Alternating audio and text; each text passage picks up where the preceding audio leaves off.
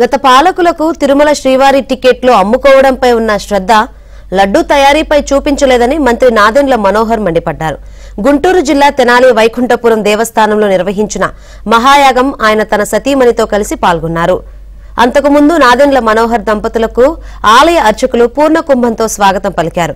అనంతరం ఆలయంలోని పద్మావతి సమేత శ్రీ లక్ష్మీ వెంకటేశ్వర స్వామి వారికి ప్రత్యేక పూజలు నిర్వహించి యాగంలో పాల్గొన్నారు. పవన్ చేపట్టిన దీక్షకు సంఘీభావంగా మహాయాగం చేపట్టడం జరిగిందని మంత్రి నాదెండ్ల తెలిపారు. గత పాలకుల స్వార్థాల కోసం ఆలయాలను ఉపయోగించుకున్నారని నాదెండ్ల మనోహర్ ఆవేదన వ్యక్తం చేశారు.